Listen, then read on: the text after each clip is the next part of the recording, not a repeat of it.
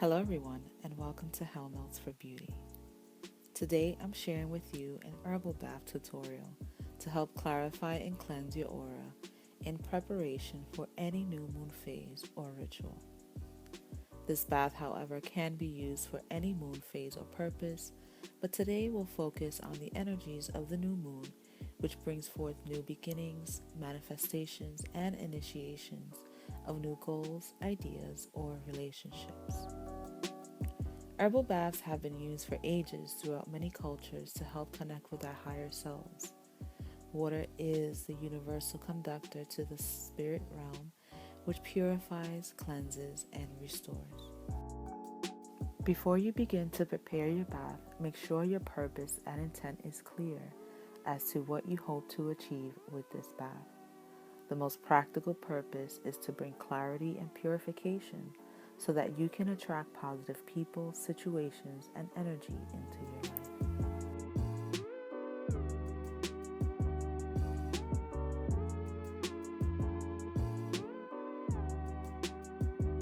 So grab a pen and paper so you can make a list of what you will need.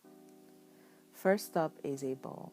You will need a bowl to add your ingredients.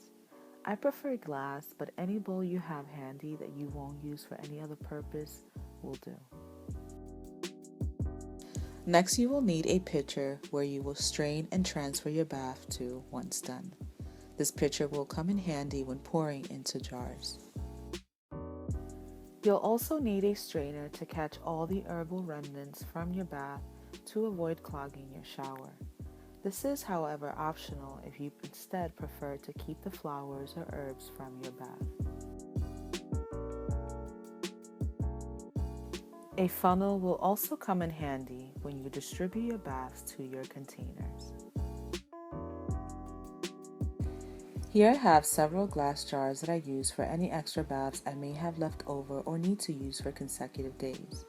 I prefer glass jars and use a variety of recycled sauce jars, as you can see here, or you can also use mason jars. Now off to the fun part, what to add to your bath. Here I'm showing you some of my favorite charged waters, such as bay rum to cleanse, honey to attract and sweeten, holy water to purify and repel, Florida water, my favorite, to give a nice aroma and uplift your energy, Rosewater to calm and soothe, and lastly, Kananga water to fire things up and set into motion.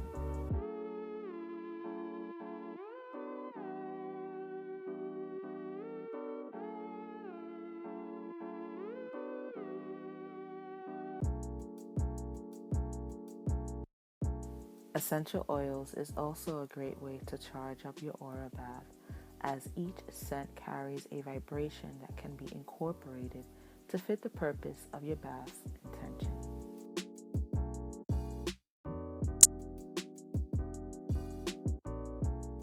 Although any ingredient from nature is suitable for any aura bath, herbs are my favorite.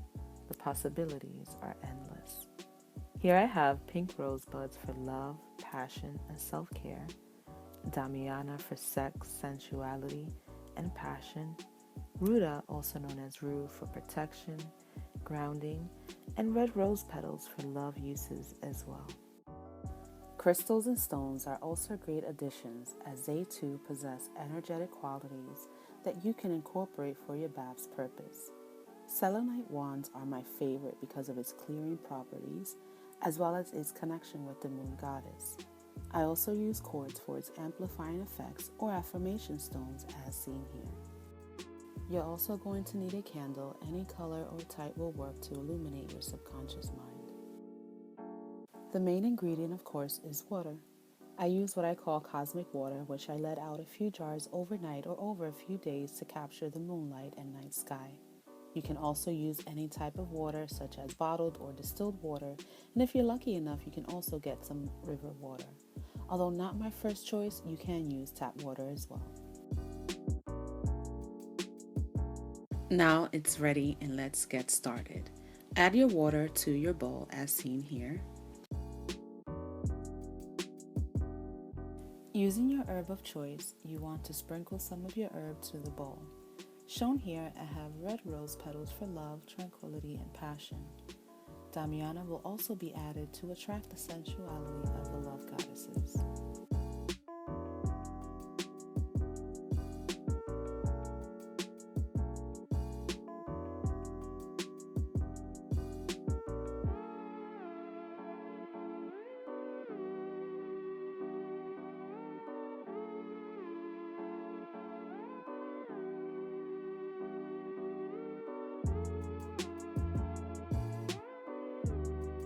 Once you add your herbs, you can begin adding additional charging ingredients of your choice mentioned earlier. Here I place selenite wands to clarify the bath, promote tranquility, and inner healing. In addition to the love bath, I also made another bath for protection and peace using jasmine flower buds. Jasmine flower buds can be used for peace and clarity, and Enruda for protection and banishing negative vibrations.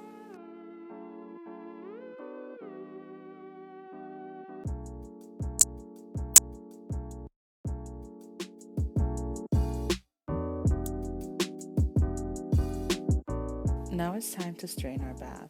Place your strainer over the pitcher and begin pouring your bath. As mentioned, you can leave the herbs in the bath as is and take it with the herbs.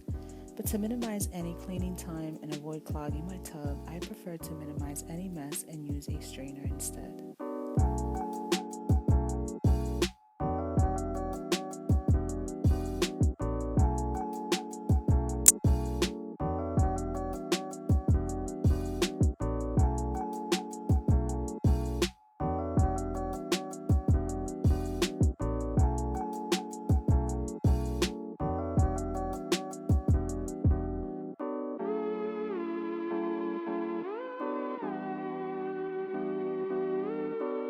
To get the most out of your herbs, essences, collect any extra that may have been left in the bowl and squeeze any excess water.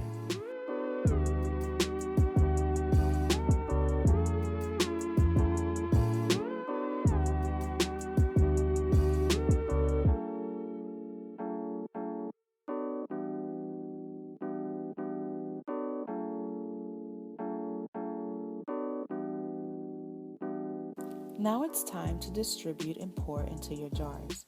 Simply add your funnel to your jars and begin pouring. Remove the funnel and place your lid. It's really as simple as that.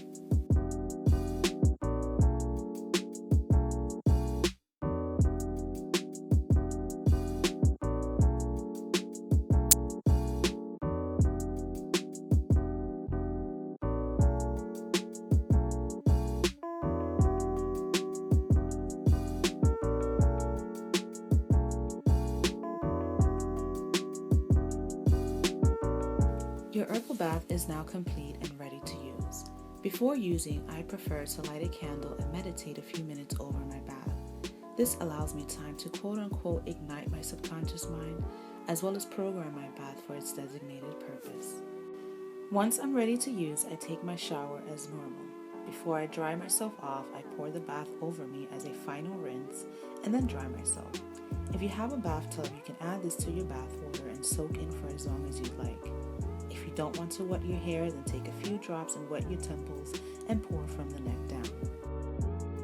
With every positive thought, gesture, act of self-care, you uplift your energy and begin to transform the world around you as you see it. When our energy is out of order, we're not able to focus on the small things that matter because we are in a constant state of battle with ourselves and the world around us. Aligning your energy is important to combat the daily negativity we experience from ourselves and those we encounter. Building a positive mindset is a proactive way to deal with negativity, as opposed to being reactive, which can be draining on your spiritual foundation.